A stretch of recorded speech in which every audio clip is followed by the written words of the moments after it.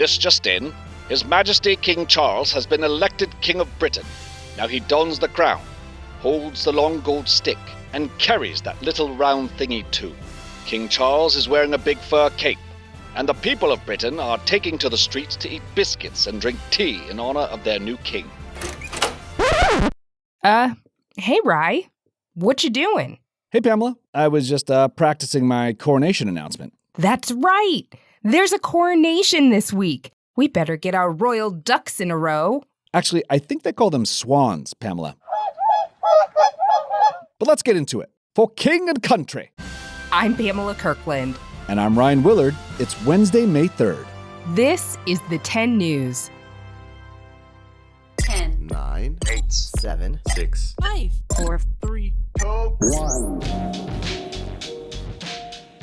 On Saturday, May 6, 2023, Britain will formally recognize Charles and his wife Camilla as King Charles III and Queen Consort. In the US, you can tune in to watch the coronation on CNN, NBC, Fox, or BBC America, or stream it on YouTube. There's going to be a lot of pomp, but what about the circumstances? So, I forget. When was King Charles III elected? Yes. He wasn't. In the UK, which is one country that's made up of England, Scotland, Northern Ireland, and Wales, the royalty are not elected, they inherit their roles. So when Queen Elizabeth II died last year... Prince Charles automatically became king. So if it was automatic, why do we need a coronation? Good question. Mostly tradition. Hundreds of years ago, kings and queens had to really show off their power, connections, and wealth to remind people why they were rulers. Coronations are a great way to do that. Of course, the royal family plays a much different role in the UK now. They don't make laws or set taxes or anything like that. The king is, however, the head of the Commonwealth, an international organization that unites 54 former British colonies and territories. It doesn't mean the king has power in those nations, it's more symbolic. The Commonwealth is all about cooperation between nations. So the House of Windsor, King Charles and his family, see themselves as stewards of tradition and pageantry.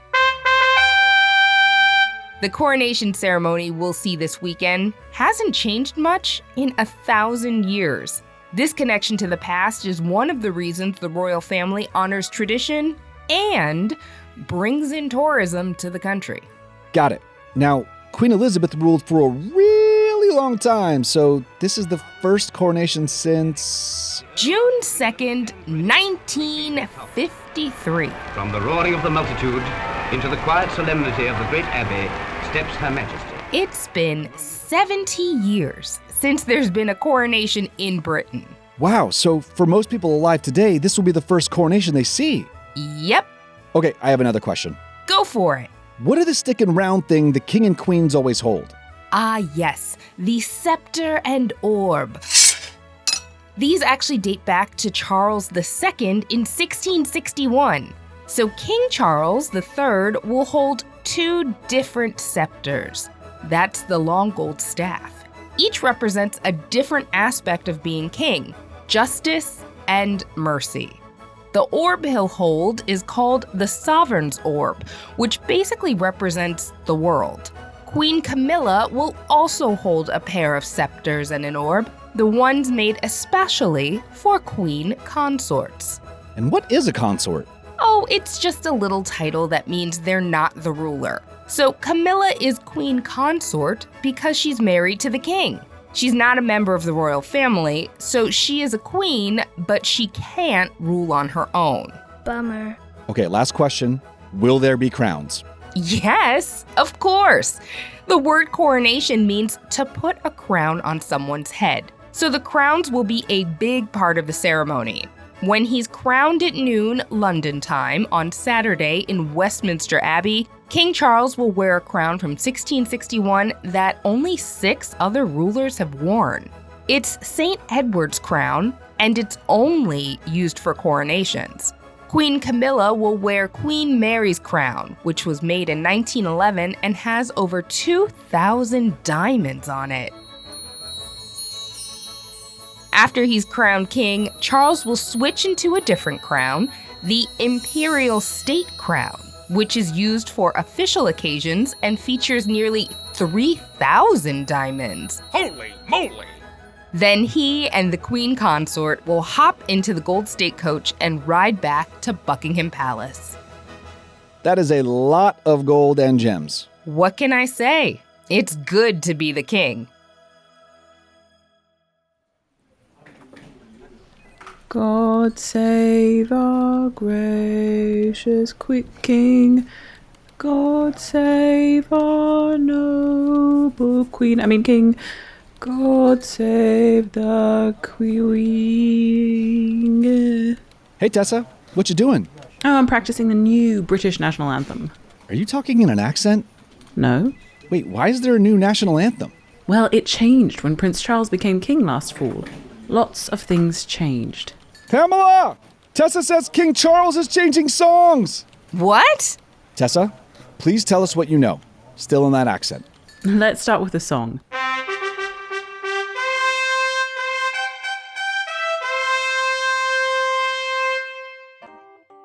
The national anthem was written in the 1700s, and the original words were, God Save the King. But when Queen Elizabeth became queen in 1953, the lyrics changed to God Save the Queen, which is what the people of Britain have been singing for 70 years now. You go, girl. That's gotta be a little weird for everyone. Is that the only thing that changed? Nope. The Queen's image and insignia, which is a symbol that represents her, are on loads of things in the UK. Mailboxes, stamps, coins, paper money, even many foods and products. So what happens to all of that now that Charles is king? Slowly but surely, King Charles' face will replace Queen Elizabeth's on money and postage. His picture will face the opposite way, a tradition that started in the 1600s. Isn't that going to confuse people? Yes, indeed. And it affected people outside the UK too. Canada is a Commonwealth nation, so Canadian citizens swear allegiance to British royalty. And on the day Queen Elizabeth died, a Canadian citizenship ceremony had to be delayed while officials rewrote the oath. Those Canadian citizens were the first members of the public to swear allegiance to the king. Whoa, so will the UK replace everything with a queen on it? Will they knock down all the old mailboxes? No, it will be a slow process for most things, and they will keep all the current working mailboxes with Queen Elizabeth's symbols on them. Only new mailboxes will have King Charles's insignia. You can actually still find mailboxes or postboxes in the UK that date back to Queen Victoria. Anything else we should know? Fun fact, King Charles III is related to King George, the king from Hamilton. The king we fought the American Revolution against? Yep. Cool.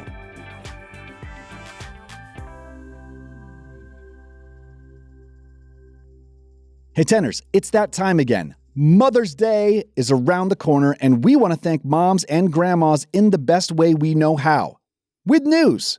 We want you to send us your breaking news on why your mom is the best. Here's mine. Ryan here with breaking news. Merce Willard is the best because she always lets me have the last bite of ube ice cream. Leave us a voice note at 877-TENNEWS. Tell us the breaking news of why your mom is the best, and we might just put your audio in our Mother's Day special. Welcome to the trivia room.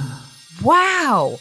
Tessa, you decorated the trivia room and the trivia throne? Is this for the coronation? It is. I love a bit of pomp and circumstance. Pamela, why don't you hop on the trivia throne for today's royal trivia question? You ready?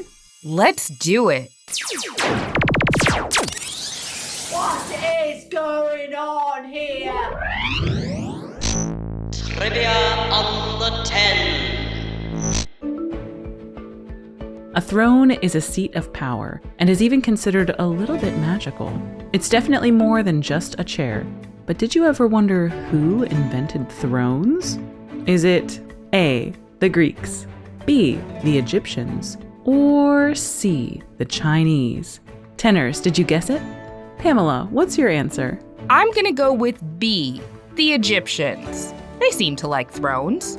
The answer is A. The Greeks built the first thrones, and there's even a surviving Greek throne you can see today that was built way back in 1800 BC. No way! This particular throne was carved out of gypsum. That's a kind of white stone, in Knossos.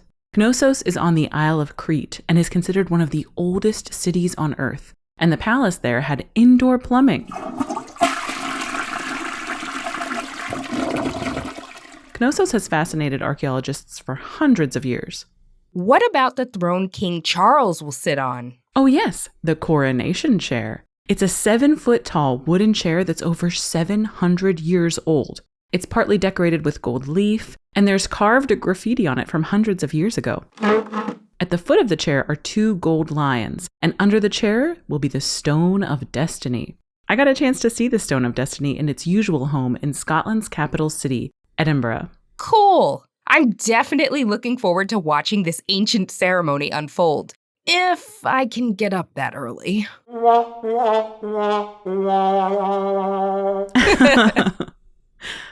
Tenors, do you want to sit on the trivia throne and share your trivia knowledge? Visit the10news.com/contact to get in touch, and we might have you on the show.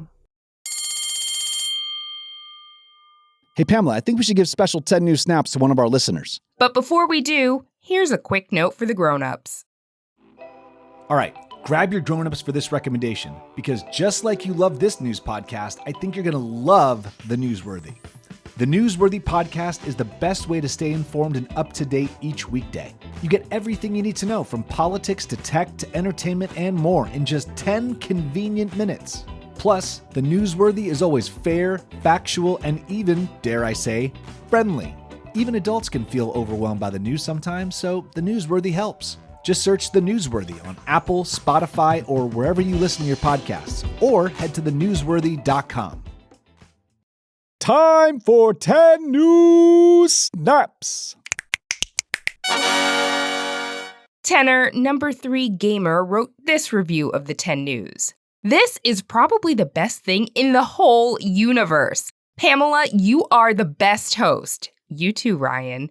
Keep up the awesome work. Thumbs up, smiley face. Thanks, number 3 Gamer, and thanks for listening to the 10 News. 10 Things You Need to Know drops every Tuesday, and our in-depth reports drop every Wednesday. But if you want some bonus content, you could join the Tenors Club on our website or on Apple Podcasts. The 10 News is a co-production of Small But Mighty Media and Next Chapter Podcasts. The 10 News creative team is putting on their crowns and includes Tracy Crooks, Pete Musto, and Tessa Flannery. Our production director is Jeremiah Tittle, and our executive producers are Donald Albright and show creator Tracy Leeds Kaplan. I'm Ryan Willard. And I'm Pamela Kirkland. Thanks for listening to the 10 News.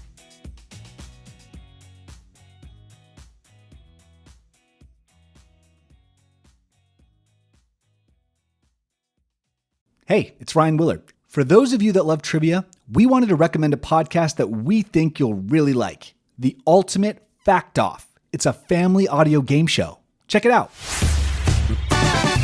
Welcome to the Ultimate Fact Off, a podcast stuffed full of surprising facts where clever contestants battle it out to out-fact the other. It'll tickle your brain cells and leave you ready to out-fact your friends with your fact-tastic knowledge.